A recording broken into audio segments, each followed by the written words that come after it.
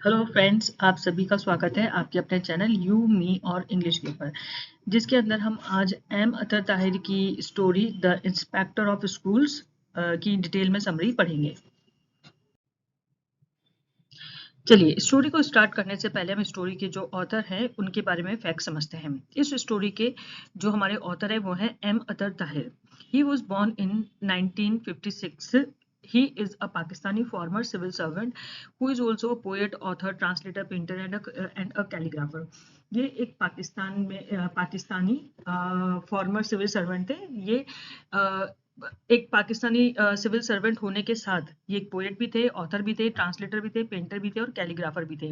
He won the National Book Council Prize in 1991।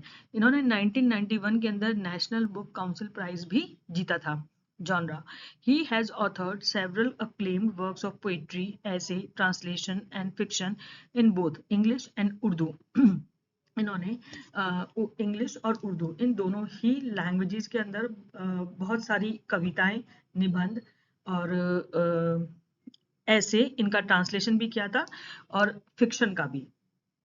His writing is also known for its imagist, precision, classical forms, particularly sonnets. और साथ ही में इनकी जो लेखन शैली थी, यानी कि जो इनकी राइटिंग स्टाइल थी, उसके अंदर इन्होंने इमेजेस, यानी कि जिसको आप इमेजिन कर सके, जिसकी आप पिक्चराइजेशन अपने दिमाग में क्लियर कर सके, बना सके, ठीक है, इस तरह की। और साथ में क्लासिकल फॉर्म, यानी कि जो हमारी शास्त्रीय या जो क्लासिकल जो राइटिंग स्टाइल होती है, पर्टिकुलरली सोनेट के अंदर इन्होंने इन दोनों चीजों को यूज किया था। Themes including love, mysticism, loss and cultural identity. इन्होंने जिन थीम्स के ऊपर अपनी स्टोरीज लिखी या अपनी पोएम्स लिखी या अपना वर्क लिखा, वो थी love, mysticism, loss and cultural identity, यानी कि सांस्कृतिक पहचान। ऑथर के बारे में जब हम आगे जानते हैं तो इनके कुछ वर्क्स को भी समझते हैं। इन्होंने इंग्लिश एंड उर्दू दोनों लैंग्वेजेस के अंदर पोएम्स और अपने वर्क्स लिखे हैं। तो पहले हम इंग्लिश के देखते हैं। Poetry in English, yielding years 2002, ये इनका पोइट्री का नाम है या कलेक्शन का नाम है जो इन्होंने 2002 में लिखा। A collection that won the Patras Bukhari Literary Award from the Pakistani Academy of Letters. ये एक पोइट्री का कलेक्शन है जिसके लिए इन्होंने पाकिस्तानी अकेडमी ऑफ लेटर्स से पतरास बुखारी लिटरेरी अवार्ड को जीता था। सेकेंड इनका वर्क है द गिफ्ट ऑफ पोजेशंस, जो कि इन्होंने 2010 में लिखा था। Also awarded the Patras Bukhari award. इस वर्क के लिए भी इन्हें पतरास बुखारी अवार्ड से नवाजा गया था। फिर इनका थर्ड कलेक्शन है द लास्ट टी, जो कि इन्होंने 2015 में लिखा था। अब पोइट्री कलेक्शन, ये एक पोइट्री कलेक्शन है जिसके लिए इनकी जो इन्होंने कंसाइजनेस, यानी कि इन्होंने जो शॉर्ट के अंदर और जो गहराई से इस वर्क की लोगों ने तारीफ करी। Telling to light, 7 score sonnets 2024। ये जो कलेक्शन है सोनेट का, ये 2024 में लिखा। ये एक सीक्वेंस है 140 सोनेट्स का, जिसके अंदर इन्होंने एजिंग, मेमोरी और मिस्टिसिज्म को बताया है। सेकेंड इनका पोइट्री कलेक्शन है बायलिंगुअल, जो इन्होंने मतलब उर्दू एंड बायलिंगुअल लैंग्वेज में लिखा। पहला इसमें है body loom, a bilingual collection of Urdu poems. ये एक बायलिंगुअल यानी कि द्विभाषी, इसके अंदर दो भाषा, यानी कि इन्होंने उर्दू और शायद इंग्लिश में लिखा होगा, इसलिए इसको बायलिंगुअल कहा गया था। ये एक उर्दू पोएम्स का कलेक्शन है।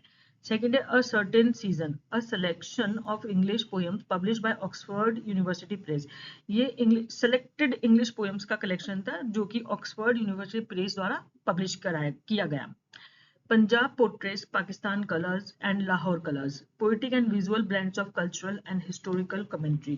अब ये जो पंजाब पोर्ट्रेस, पाकिस्तान कलर्स और लाहौर कलर्स है, ये एक कल्चरल एंड हिस्टोरिकल कलेक्शन है, मतलब जिसके अंदर इन्होंने इस तरीके से इस पर कमेंट किया जिससे कि लोग जो है पोइट्रिकली और पिक्चरेस्क्यू विजुअल, यानी कि उसको इन जब आप पोइट्री पढ़ते हो तो आप विजुलाइज कर सको कि वो क्या कहना चाह रहे हैं। तो उन्होंने अपने पोइट्री के टैलेंट से लोगों को विजुलाइज करवाया कल्चर और हिस्टोरिकल चीजें। अब इनके फिक्शन की बात करते हैं, वो है सेकंड कमिंग, जो इन्होंने 2023 में लिखा था। A novel that follows the inner life of an ageing protagonist. इस नॉवल के अंदर जो प्रोटोगनिस्ट था, उसके अंदर उसकी जो इनर लाइफ थी या जो उसकी जिस तरीके से एजिंग हो रही थी, उसको बताया इन्होंने। Confronting desire, time and memory, साथ ही में उसकी उन्होंने इच्छा क्या है, समय और स्मृति जो अपनी बढ़ती हुई एजेस के साथ में इन सब चीज़ों का सामना करता है, ये उसकी मेन थीम थी। Publish by light house publishers, और ये नॉवल जो है लाइट हाउस पब्लिशर्स के द्वारा प्रकाशित किया गया था। अभी हमने पढ़ा था ऑथर के बारे में, अब हम जानते हैं स्टोरी के बारे में। The inspector of schools by M Athar Tahir is a short story featured in his collection titled Other Seasons 25 short stories which was published in 1990। ये जो हमारी कहानी है the inspector of school, M Athar Tahir की जो शॉर्ट स्टोरी है, ये उन्हीं का जो एक वाइड कलेक्शन है जिसका नाम है अदर सीजन 25 शॉर्ट स्टोरीज, इसमें से ली गई है और ये कलेक्शन पब्लिश हुआ था 1990 के अंदर। themes: education status, carelessness of government bodies, corruption, need of education and development, dedication and helplessness of school masters and inspectors, etc. इस कहानी की जो मेजर थीम्स है वो है एजुकेशन की क्या स्थिति है आज के समय में, केयरलेसनेस ऑफ गवर्नमेंट बॉडीज, जो सरकारी गवर्नमेंट बॉडीज है वो कितनी ज़्यादा लापरवाहियां बरतती हैं उसके बारे में, करप्शन यानी कि भ्रष्टाचार, need of education and development की शिक्षा और विकास की आज कितनी ज़रूरत है, dedication and helpness of school masters and inspectors, school master और जो इंस्पेक्टर है उनका डेडिकेशन अपने काम के प्रति, लेकिन साथ में हेल्पलेसनेस कि वो कुछ चाहते करना लेकिन कुछ कर नहीं पा रहे। Introduction from the book. अब हम इस स्टोरी के बारे में थोड़ा सा और डिटेल में इंट्रोडक्शन पढ़ेंगे। M Athar Tahir's story about the condition of a village school is very realistic and true of life. M Athar Tahir ने जो एक विलेज स्कूल है जिसके बारे में हम पढ़ेंगे अभी, उसका जो जिस तरीके से उसकी कंडीशन बताई है, जो उसका डिस्क्रिप्शन दिया है, वो बहुत ही रियलिस्टिक है और ट्रू ऑफ लाइफ यानी कि ट्रू टू लाइफ यानी कि वास्तविक जिंदगी से जुड़ा हुआ है। This is what still happens in many village of the सब कॉन्टिनेंट्स। ये उसने वह स्थिति बताई है जो आज भी सब कॉन्टिनेंट्स के कई विलेजेस की है, यानी कि कई देश जो आज़ाद हो चुके हैं, सब कॉन्टिनेंट्स जो आज भी आज़ाद हो चुके हैं, लेकिन उनके आज़ादी के बाद भी उनके कई सारे गांवों में जो रियलिस्टिक और जो एक्चुअल स्थिति है उसको उसने बताने की कोशिश करी है। Education is considered an intelligence in the countries of the poor. जो देश गरीब है या जो जिन देशों में आज भी गरीबी है, उन देशों के अंदर एजुकेशन को आज भी एक इंटेलिजेंस यानी कि लग्जरी माना जाता है। Yet it is the only way in which a society can progress towards awareness and development। यद्यपि जबकि यह जो एजुकेशन है सिर्फ यही एक तरीका है जिससे कि कोई सोसाइटी अपनी मतलब सोसाइटी की प्रोग्रेस की तरफ बढ़ा जा सकता है या अवेयरनेस या डेवलपमेंट को हासिल किया जा सकता है। यानी कि अगर आप किसी भी समाज को जागरूक करना चाहते हैं या समाज को विकसित करना चाहते हैं तो उसका सिर्फ एक ही तरीका है, वो है education. Amidst this callous indifference of the social system on the one hand, callous means very harsh, ठीक है। यहाँ पे कह रहा है एक समाज, मतलब एक और तो समाज है, ठीक है, और दूसरी और सरकार है। इन दोनों की जो इनडिफरेंस बिहेवियर है, यानी कि उन्हें फर्क नहीं पड़ रहा है, वो बहुत ही ज्यादा उदासीन है, ठीक है। on the other are two individuals seriously committed to education। और इसी के विपरीत दो इंडिविजुअल्स यानी कि दो व्यक्ति जो कि एजुकेशन के प्रति बहुत ही सीरियसली कमिटेड है, ठीक है। Both the school master and the inspector are dedicate to cause. जो दोनों व्यक्ति है, एक स्कूल मास्टर और दूसरा जो इंस्पेक्टर है, वो अपने उद्देश्य के प्रति बहुत ही ज्यादा कमिटेड है। यानी कि स्कूल मास्टर जो है पूरे सच्चे अपने ईमानदारी से बच्चों को शिक्षा देना चाहता है, और जो इंस्पेक्टर है जो कि स्कूल को निरीक्षण करने आया है, वो पूरी ईमानदारी से निरीक्षण करके यथा स्थिति से सरकार को अवगत कराना चाहता है। The schoolmaster carries on his task in the worst possible condition, and the inspector walks miles into the interior in order to inspect the schools under his jurisdiction। एक तरफ जो स्कूल मास्टर है वो कठिन से कठिन परिस्थितियों में भी अपना काम ईमानदारी से करना चाहता है और बच्चों को शिक्षा देना चाहता है, और दूसरी तरफ वही जो वो निरीक्षक है यानी कि जो इंस्पेक्टर है, वो अपने जो उसके गवर्नड एरिया है यानी कि जो उसके अधिकार क्षेत्र में जो स्कूल्स आते हैं, उनका निरीक्षण करने के लिए कई माइल्स तक इंटीरियर जाकर, मतलब कई दूर दराज के इलाकों में पैदल जाकर भी इंस्ट्रक्ट करके उनकी यथा स्थिति से उनकी रियल कंडीशन को सरकार के सामने लाना चाहता है। His own helplessness depressed him। उसकी अपनी लाचारी उसे निराश करती है, किसकी? इंस्पेक्टर की। For he realises that his recommendation will serve no purpose, क्योंकि वो जानता है कि वो चाहे मर्जी जितनी सिफारिश कर दे, रिकमेंडेशन कर दे गवर्नमेंट को, बट लेकिन उससे कुछ नहीं होगा, वह कोई काम की नहीं होगी। Independence has not made any difference, और स्वतंत्रता का भी इन स्थितियों पर कोई फर्क नहीं पड़ा। The school master is similarly unhappy at his own inability to further the cause, और इसी तरीके से जो स्कूल मास्टर है भी, वो अपने उद्देश्य को, यानी कि उसकी जो इच्छा है कि वो बच्चों को हायर एजुकेशन तक ले जा सके या बच्चों को अच्छे से पढ़ा सके, उस स्थिति को आगे बढ़ाने में असमर्थ है। इस स्थिति को लेकर वह भी नाखुश है। Difficult words. These are the few difficult words which we have chosen from the chapter. यहाँ पे कुछ difficult words जो हमने chapter के अंदर हमें difficult लगे वो हमने लिखे हैं, बट लेकिन आई सीरियसली टेल यू कि और भी डिफिकल्ट वर्ड्स होंगे जो आप शायद पहली बार पढ़ेंगे। आप उन सब की लिस्ट बनाइए, उनके वर्ड मीनिंग्स लिखिए, जिससे आपकी वोकैबुलरी एनहेंस होगी और इंग्लिश लैंग्वेज समझना आपके लिए ईजी हो जाएगा। यहाँ पे हमने chap, flanking, swell, filthy, reeking, sponging, tedious, hesitate, gulped, nonplussed, डिसन, slaughter, jurisdiction, cracked and boiled, ऐसे कुछ वर्ड्स हैं जिनको विथ मीनिंग एक्सप्लेन किया हुआ है। Let's start the summary of the story. अब हम स्टोरी को संक्षिप्त तौर पे एनालिटिकली पढ़ते हैं। The story start with the inspector enquiring a villager about the school. अब ये जो कहानी है, इस कहानी की शुरुआत होती है एक इंस्पेक्टर से, जो कि एक विलेजर से एक स्कूल के बारे में पूछताछ करता है। He told him confusingly about the school that is outside the village, indicating towards a lane. वह जो इंस्पेक्टर है वो उस विलेजर से स्कूल के बारे में पूछता है कि स्कूल कहाँ पर है, उसका रास्ता कहाँ से है। तो वह जो विलेजर है उसको बहुत ही कंफ्यूजिंगली जवाब देता है या उसको आंसर करता है कि जो स्कूल है वो गांव के बाहर है, एक गली की तरफ, एक छोटे रास्ते की तरफ इंडिकेट करते हुए कि उस तरफ है। The inspector goes onto the bumpy, muddy street and ended at the field where he saw a cyclist.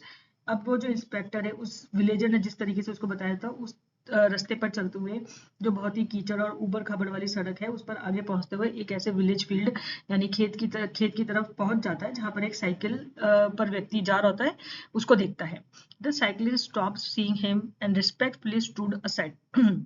अब जब वो साइकिलिस्ट उस इंस्पेक्टर को देखता है, तो वो विद ड्यू रिस्पेक्ट, उसकी रिस्पेक्ट करते हुए साइकिल को साइड में खड़ा होकर रिस्पेक्टफुली उससे बात करने लगता है।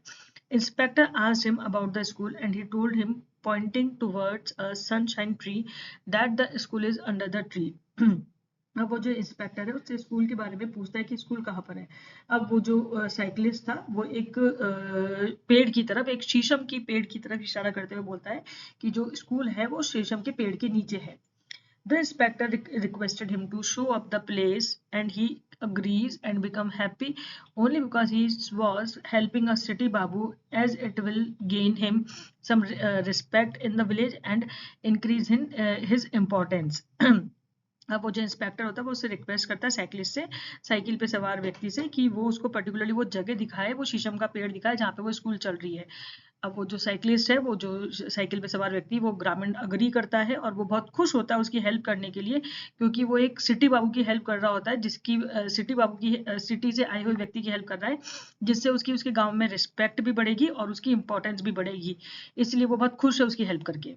He tells him about the schoolmaster, saying that he is a good and hard-working man.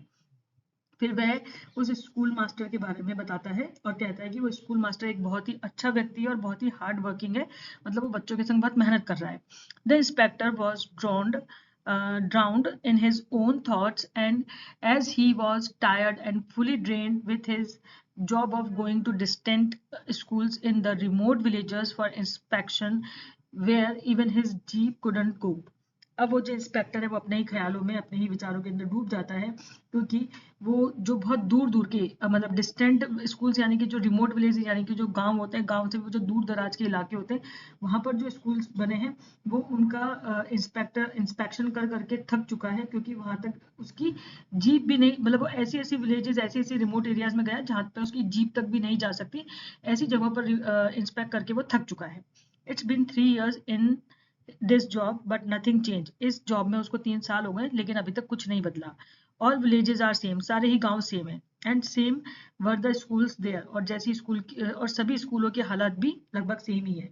यहाँ पे पॉइंट ये है कि वो जो इंस्पेक्टर है वो बताना चाहता है कि उसे 3 साल हो गए डिस्टेंट एरियाज के, डिस्टेंट विलेजेस की स्कूल्स को इंस्पेक्ट करते हुए।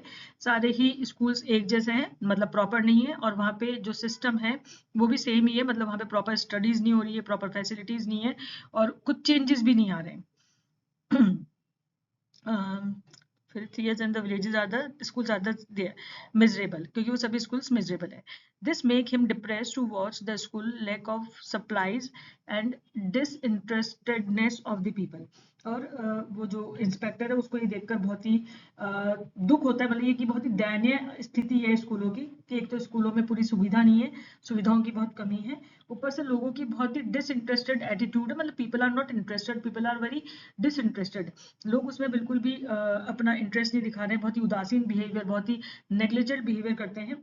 और वहाँ पर जो स्टूडेंट्स हैं वो भी बहुत लापरवाह हैं, बेफिक्र हैं, और जो टीचर्स हैं वो मुफ्तखोर हैं, मतलब उन्हें देखकर ही उस इंस्पेक्टर को बहुत ही डिजेक्टेड, बहुत ही डिप्रेस्ड फील होता है। Easy going students and responding masters. He recommended, and every recommendation shot down by the planning and development department. और वो लेकिन फिर भी वो हर दूर दराज के इलाके में जाकर स्कूलों को इंस्पेक्ट करता है, उनकी रिकमेंडेशंस करता है, लेकिन जो उसकी या मतलब उनकी सिफारिशें करता है कि यहाँ पे ये फैसिलिटीज़ की कमी है, ये फैसिलिटीज़ पहुँचनी चाहिए, बच्चों के लिए ऐसे स्कूल डेवलप होना चाहिए, बट वो सारी रिकमेंडेशंस जो होती है उन योजनाओं को जो विकास विभाग होता है उनको क्या बोलते हैं, शॉर्ट कर देता है, यानी कि उनको खारिज कर देता है, और स्थितियां पहले की जैसे यथावत बनी रहती है। ये सारी स्थिति देखकर उस इंस्पेक्टर को बहुत ही निराशा होती है।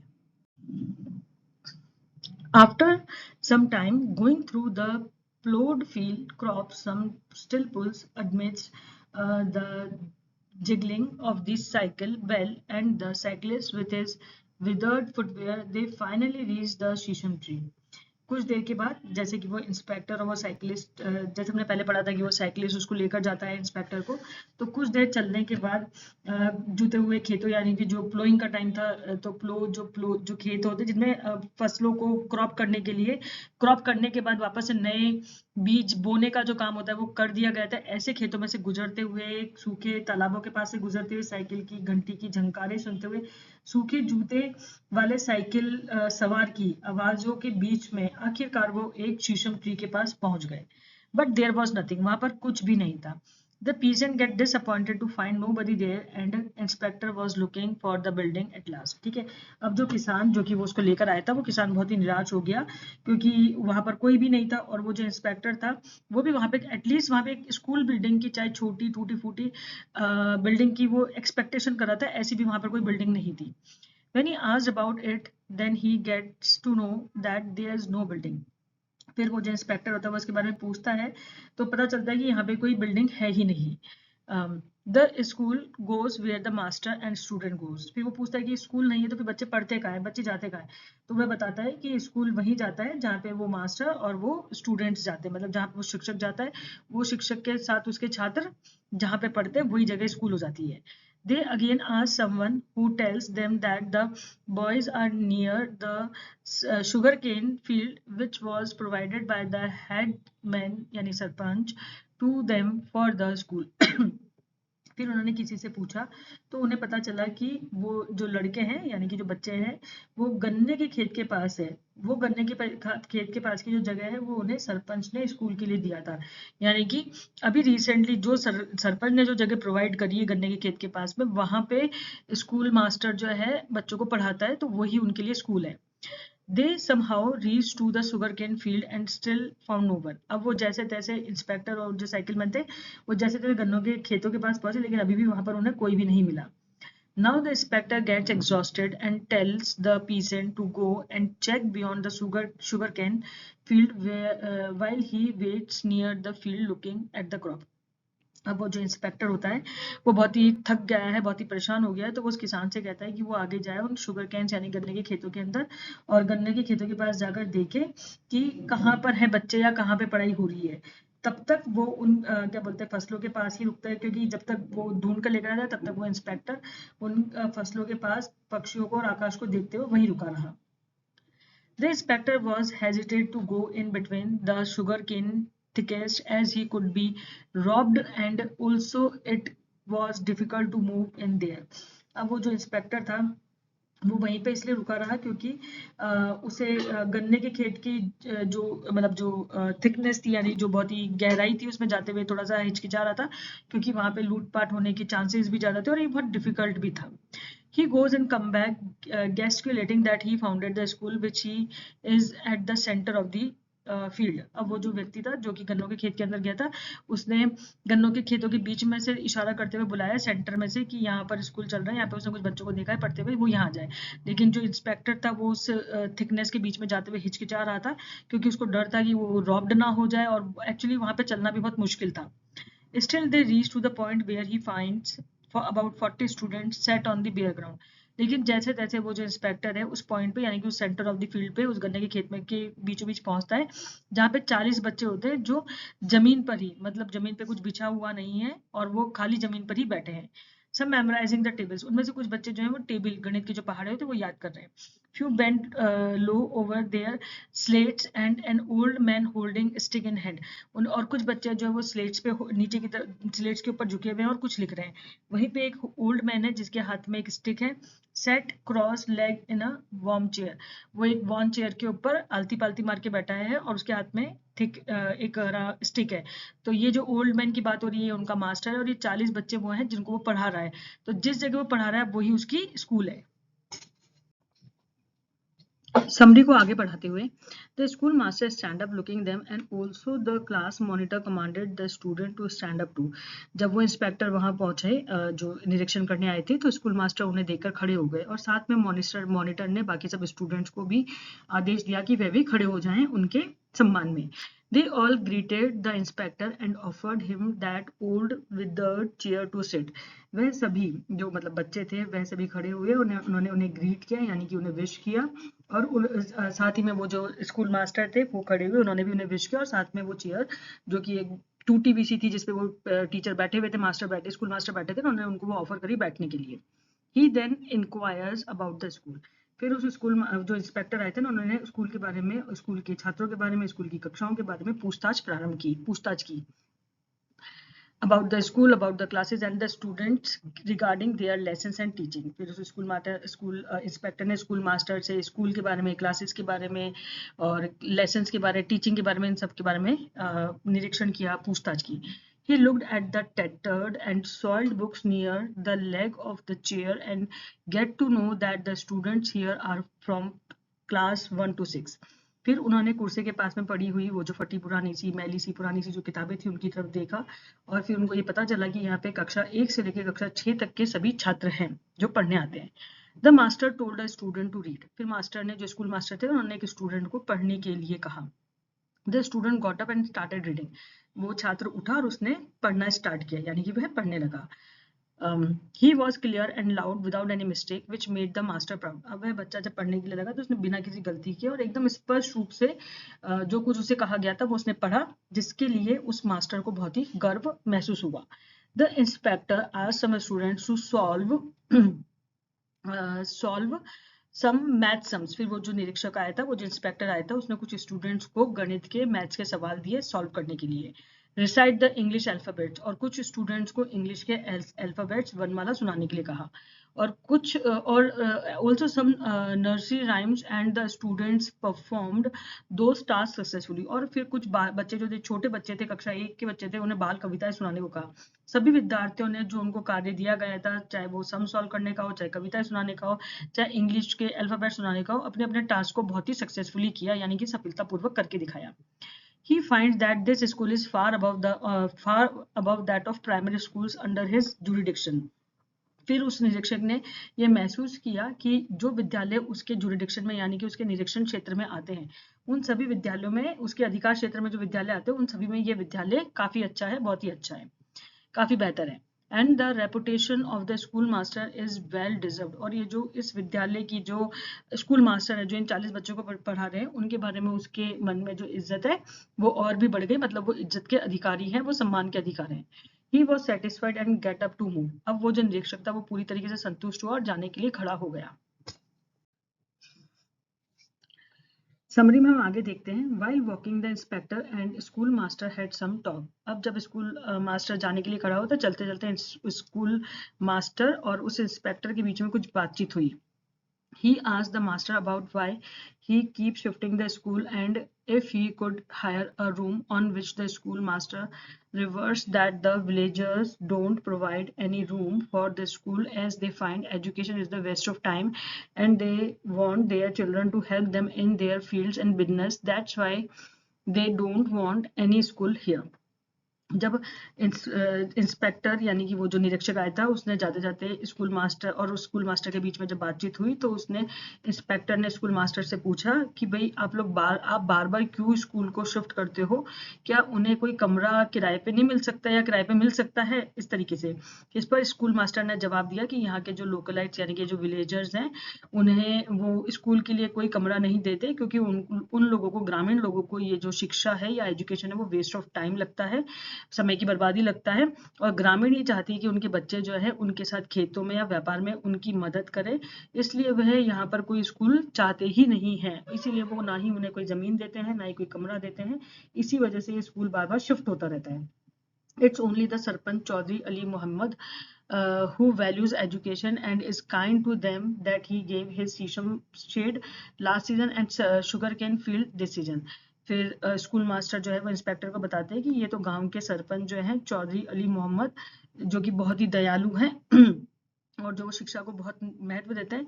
ये उनकी दयालुता है कि उन्होंने पिछले जो सीजन यानी कि पिछले बार शीशम की छांव यानी शीशम के जो ट्री के नीचे की जगह है वो, और इस बार ये गन्ने के खेत दिए हैं बच्चों को पढ़ाने के लिए। He told him it took 3 days and how he with his students worked hard from 8 in the morning till sunset prayer to load the bundles of canes on the Chaudhry's bullock cart to clear the whole field.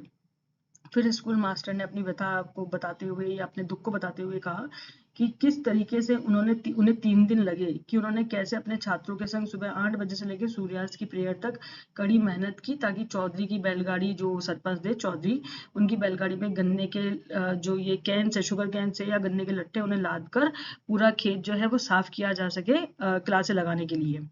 He showed his bald head with tears in his eyes and said, I have lost my hairs carrying those bundles. फिर जो वो school master होता है वो अपनी आंखों में आंसू लिए अपने बाल्ड यानी कि बिना बालों का सिर दिखाकर कहता है कि किस तरीके से उसने अपने बाल भी खो दिए वो जो गन्ने के बंडल से उनको ढोते ढोते। At last the schoolmaster requested him in a gloomy and hoarse voice only if they could build them a single room. फिर अंत में जाते जाते स्कूल मास्टर एकदम उदास और एकदम हॉर्स यानी थोड़ी सी रूहानी सी आवाज में या कर्कश आवाज के अंदर वो इंस्पेक्टर से रिक्वेस्ट करते हैं, अनुरोध करते हैं कि ज्यादा नहीं तो एक कमरा ही उन्हें गांव के अंदर या बाहर कहीं मिल जाए, और अगर कमरा नहीं तो एक जमीन का छोटा टुकड़ा ही उन्हें विलेज के अंदर या बाहर कहीं पे अगर सरकार दे दे तो वो वहां पर स्कूल चला लेंगे। He and his students then a plot of land anywhere in or outside the village. ठीक है, गांव के अंदर या बाहर का एक छोटा सा प्लॉट भी मिल जाए तो he and his students will manage to build it themselves. अगर वो एक सरकार उन्हें एक छोटा प्लॉट का टुकड़ा भी दे देगी तो वह और उनके स्टूडेंट मिलकर उस पर एक छोटा सा कमरा बना लेंगे। The inspector remained silent as he himself could see the proposal rejected. अब जो इंस्पेक्टर था वो बिल्कुल मौन रहा, क्योंकि जो इंस्पेक्टर था उसे स्वयं को ही पता था कि ये जो प्रस्ताव जिस तरह की वो बात कर रहे हैं वो अस्वीकार कर दी जाएगी, यानी कि गवर्नमेंट जो इनकी बात नहीं सुनेगी। He had heard those statements so many times. The government gave no land or building for a primary school. Locals must provide that. A rule is rule, etc. From them, he sighed. फिर उन्होंने ये बात कही कि उन्होंने जो school में inspection करने आए हुए इंस्पेक्टर थे उन्होंने कहा कि उन्होंने बात कई बार सुनी थी, सरकार ने प्राथमिक विद्यालय के लिए आज तक कोई जमीन या इमारत नहीं दी, यह तो स्थानीय लोगों को ही उपलब्ध कराना होगा, नियम तो नियम है आदि। और फिर उन्होंने एक गहरी सांस ली।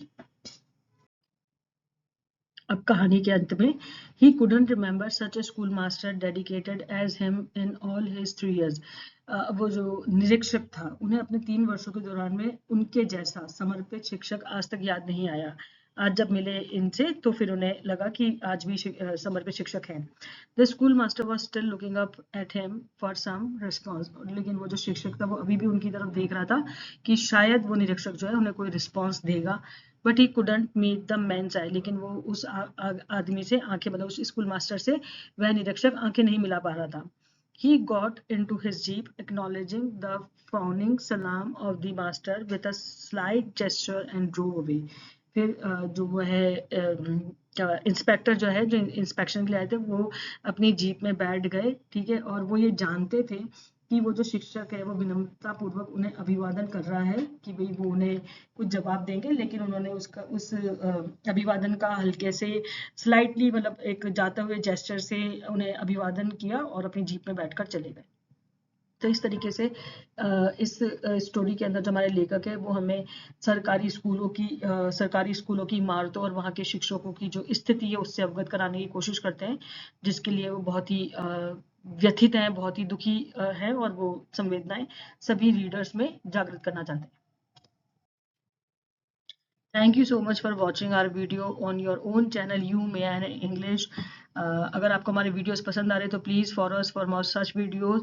आप प्लीज़ लाइक कीजिए, शेयर कीजिए, कमेंट कीजिए, और हमें कमेंट बॉक्स में ज़रूर बताइए कि आपको और किन टॉपिक्स के ऊपर हमारे वीडियोस चाहिए। हम उन टॉपिक्स पे वीडियोस बनाने की पूरी कोशिश करेंगे। Please like our videos. Thank you so much. Have a good day.